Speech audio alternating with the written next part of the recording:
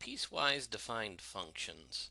Uh, Piecewise defined functions are typically a somewhat confusing thing when students first come across them, and they can tend to be a confusing thing for some time.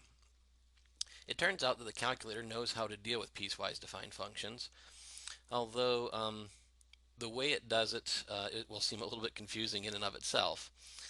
But if you can figure out how to enter piecewise defined functions into the y equals menu, from there then you can use that to evaluate them appropriately, to look at graphs of them, etc. So what I'd like to do in this video is take a look at two examples and show you how to graph two different piecewise functions.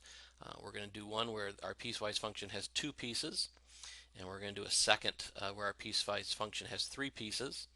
And most of the time in dealing with piecewise functions in algebra courses, you don't see more than three pieces. If you do, I think you'll be able to see as we go from two to three how you would extend this to four or five or even more pieces if it turned out that you really needed to.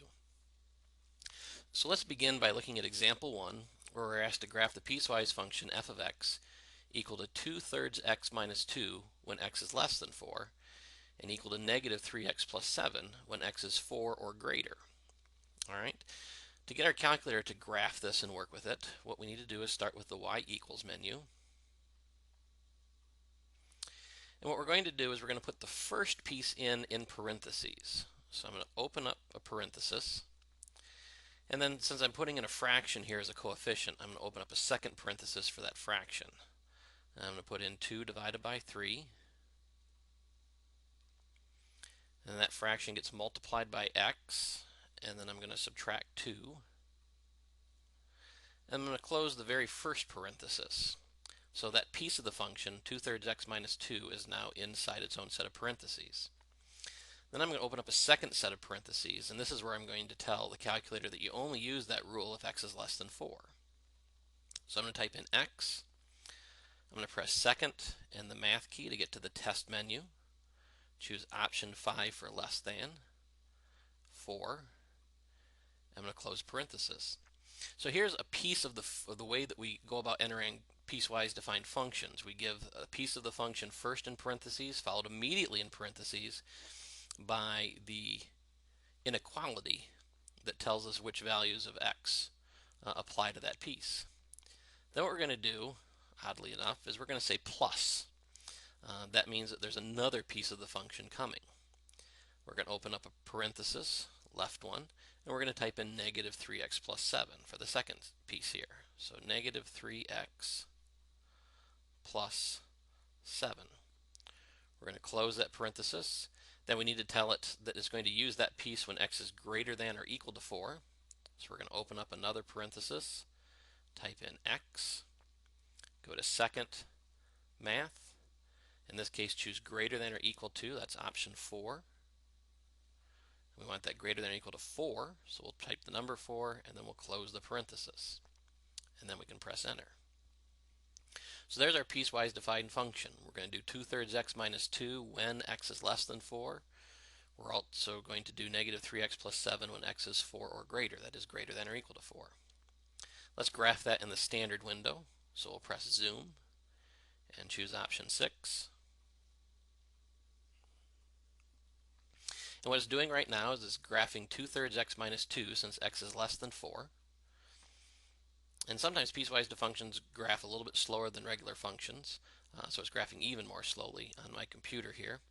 But we're getting up to close to 4, and then we jump down here as soon as we got almost up to 4, and then when we hit exactly 4, we jump down to negative 3x plus 7, and it graphed that heading down this way.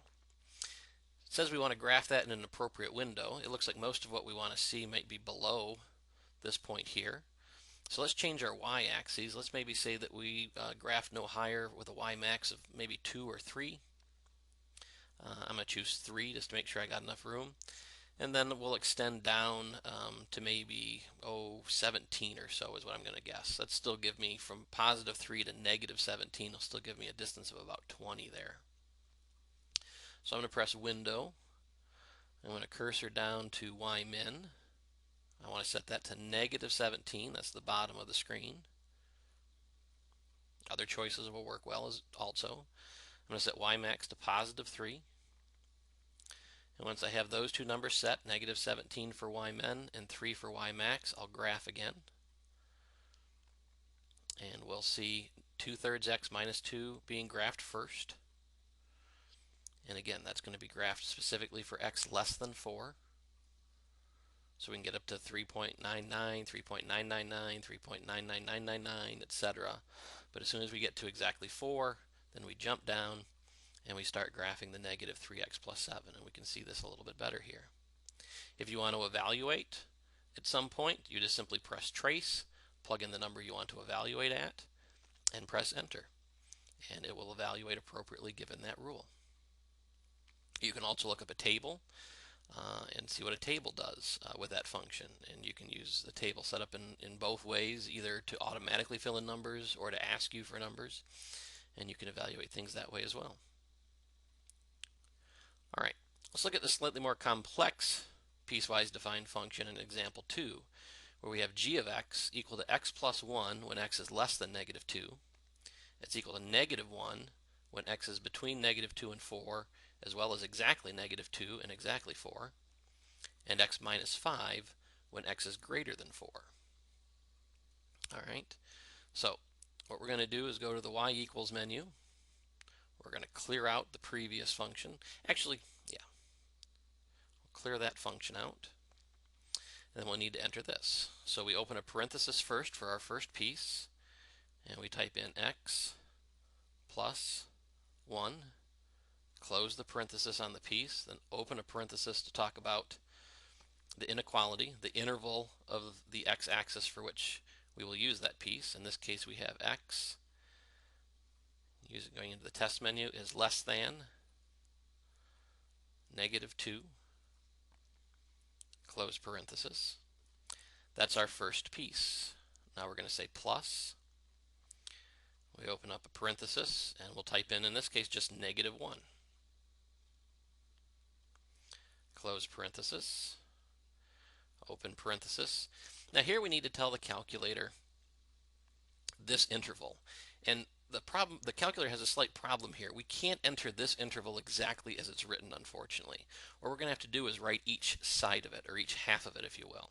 So in the first set of parentheses, I'm going to put that negative 2 should be less than or equal to x. And I'm going to close that parenthesis.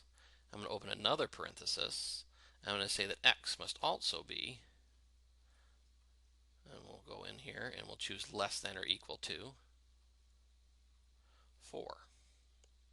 So we kind of have to break that compound inequality up into two different inequalities. Negative 2 is less than or equal to x. X is also less than or equal to 4. So when you have these piecewise defined functions with more than two pieces, the middle pieces are often going to have sections that look like this, and it's going to take two inequalities to talk about those. All right, now we press plus again. We have the first two pieces in. We do the third piece. Open a parenthesis. Type x minus 5. Close the parenthesis. Then we open a parenthesis to talk about the interval. In this case, it's quite simply x is greater than 4. And we'll close parenthesis and press enter. It's a very complex and really almost ugly looking statement in the calculator to type in this piecewise defined function. But it's actually pretty nice that we can type it in because it does make evaluating and looking at graphs and things a lot easier than necessarily trying to do it all by hand. All right, let's look at the graph of this. We'll go to the standard window first to see what it looks like. So I'm going to press zoom in 6. It's going to start graphing the first piece, x plus 1, for values of x less than negative 2. So we're approaching negative 2 here. Once it gets to negative 2, then it's going to start plotting negative 1, and it's going to do that for values of x, all the way up to 4. And once it gets past 4, then it's going to start plotting x minus 5 for all those values that are greater than 4. And what we have here is a graph that goes up, and then it goes flat for a while, and then it picks up and goes up again. And there are times where we see phenomena in the business world, economics, the sciences, in various places with graphs that look like this. And this is how we get to explaining these types of things, is through these different piecewise functions. Your author will use many piecewise functions throughout the textbook, and being able to deal with them in this manner may prove useful from time to time.